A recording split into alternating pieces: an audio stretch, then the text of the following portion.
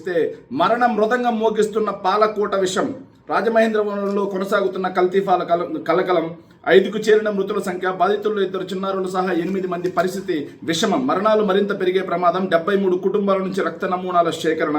లక్షలు వెచ్చించి ప్రైవేట్ ఆసుపత్రుల్లో వైద్యం చేయించుకున్నటువంటి బాధితులు. 106 కుటుంబాలకు పాలు పోస్తున్న గణేష్. అతన్ని అరెస్ట్ చేసిన కోరుకొండ పోలీసులు. 46 పశువుల పరీక్షలు, పాలు పెరుగు నమూనాలు హైదరాబాద్ విశాఖ ల్యాబులకి తరలింపు. కల్తీ నిర్ధారణకు మరో 2 రోజుల సమయం. ప్రభుత్వం ఘోర వైఫల్యం. బాధితులను పట్టించుకున్న అధికార పార్టీ నేతలు. బాధితుల కుటుంబాలకు వైఎస్ఆర్సీపీ నేతలు జక్కంపూడి రాజా, విజయలక్ష్మి పరామర్శ.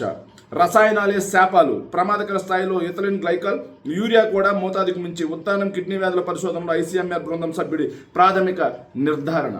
నిజంగా రాష్ట్రంలో ప్రభుత్వం ఉందా లేదా అనడానికి ఇది ఒక నిదర్శనం. ఎందుకంటే పాలు ఏది కల్తీయా? ఏది పట్టుకున్నా కల్తీయే.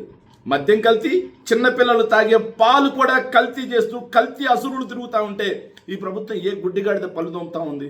నిజంగా 5 మంది చనిపోయారు, 8 మంది పరిస్థితి విషమం, 2 చిన్నారులు కూడా ఉన్నారంట. మొత్తంగా 73 కుటుంబాలు ఈ కల్తీ పాల బారిన పడ్డాయి. లక్షలు వెచ్చించి ప్రైవేట్ ఆసుపత్రుల్లో బాధితులు ఎవరైతే ఉన్నారో వాళ్ళు చికిత్స చేయించుకుంటుంటే ప్రభుత్వం నుంచి ఏ ఒక్కరు కూడా కనీసం పరామర్శకు వెళ్ళలేదు. ప్రభుత్వం నుంచి, వైఎస్ఆర్సీపీ నుంచి ఏదైతే జక్కంపూడి రాజా, విజయలక్ష్మి గారు వెళ్ళి పరామర్శకు వెళ్ళారు తప్పిస్తే మరి ప్రభుత్వంలో ఎమ్మెల్యేలు ఏమైపోయారు? ప్రభుత్వంలో మంత్రులు ఏమైపోయారు?